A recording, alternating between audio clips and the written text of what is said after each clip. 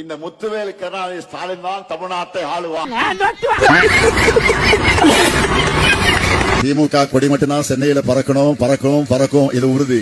என்னமோ silver jubilee ஒரே அடியில் நொட்டிட்டு போயிடுச்சு. பொறுத்த வரைக்கும் திராவிட முன்னேற்ற கழகத்துடைய கோட்டையாக திருச்சி அப்படின்னு நாங்க சொல்லிட்டே இருக்கோம்ல, அது ஏன் நாங்க கோட்டையா சொல்றோம் அப்படிங்கறத ஸ்டாலின் அப்படிங்கிற ஒரு அந்த பிராண்ட் இருக்குது. சவால் விடும்போது ரொம்ப சாக்கறதையா விடணும். சாதாரணமா சொல்றாங்க, ஏதோ 2 ஓட்டு போட்டோம், நீங்க தான் ஆட்சிக்கு வருவீங்கன்னு நினைச்சோம், இப்படி ஆயிடுச்சு இப்படி ஆயிடுச்சு இப்படி ஆயிடுச்சு.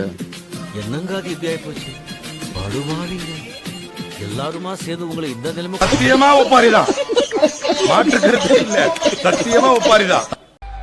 தமிழ்நாட்டுல பெண்களுக்கு பாதுகாப்பு இல்லைன்னு இதை வேற பிரதமர் அவர்கள் சொல்லிட்டு போயிருக்காரு. விடியல் பெண், விடியல் பயணம், உரிமை தொகை, விடியல் பெண், விடியல் பயணம், உரிமை தொகை. இந்த நாடு மக்களும் மாட்டிட்டு படுற பாடு. என்ன பரமா படிடா, ஒழுங்கா படிடா. தமிழ்நாடு ஸ்டாலினே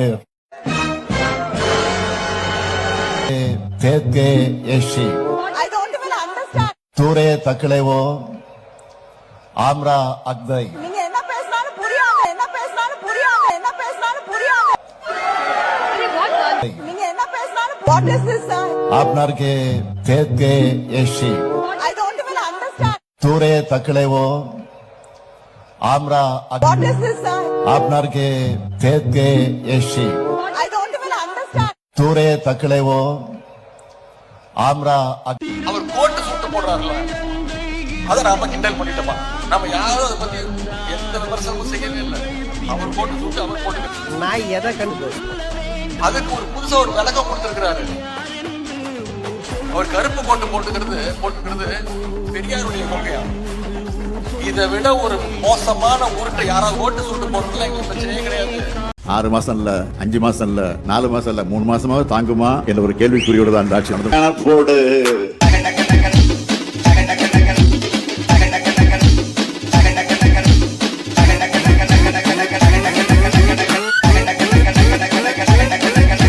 ஒரு மந்திரி சொல்றார், திமுக காரெல்லாம் ஃபியூஸ்ல புடிங்கி விட்டான். அப்போ உங்ககிட்ட இருக்கிற போலீஸ் நான் புடிங்கினா இருக்கா? அதுவும் இஷ்டம். நீ கோட்டு போட்டுனாவா இல்ல கோமணம் கட்டிக்கிட்டுனாவா? ஏன்னா கோமணம் கட்டினவங்களா இங்க மேல ஆட்சிக்கு வந்தாலும் வருவாங்க.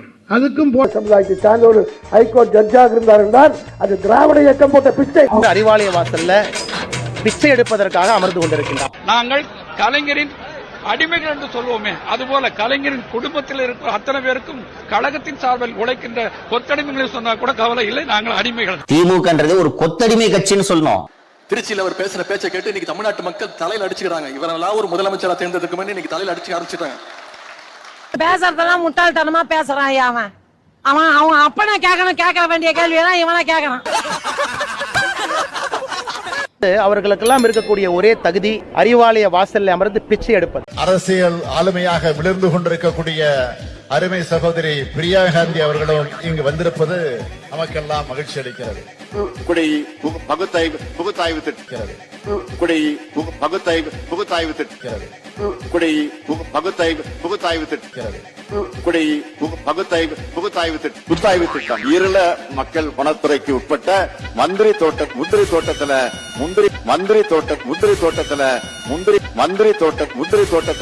777 பேருக்கு இடங்கள் சிவகங்கை கண்டதறி அருள்மிகு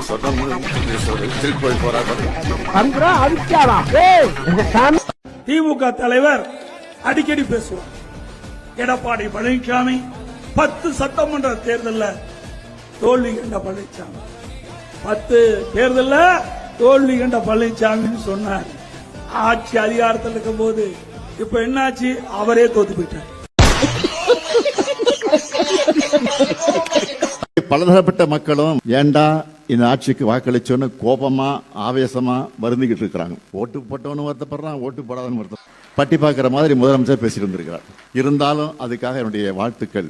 மிஸ்டர் சீஃப் மினிஸ்டர், உங்களுக்கு நன்றி. மாண்புமிகு முதலமைச்சர் அவருக்கு ஒரு பக்கம் திராவிட முன்னேற்ற கழகம் மக்கள் விரோத அரசாங்கம், இன்னொரு பக்கம் திமுக ஒரு தீய சக்தி, திமுக ஒரு தீய சக்தி, திமுக ஒரு தீய சக்தி. மத்திரத்திற்கு 2 பக்கமும் அடி என்பதை போல இருக்கிறது என்னுடைய நிலைமை. இருக்கக்கூடிய என்ன மேலும் துன்பப்படுத்துவது போல திமுக ஒரு தீய சக்தி. திமுக ஒரு தீய சக்தி. திமுக ஒரு தீய சக்தி. திமுக ஒரு தீய சக்தி. திமுக ஒரு தீய சக்தி. திமுக ஒரு தீய சக்தி. திமுக ஒரு தீய சக்தி. திமுக ஒரு தீய சக்தி.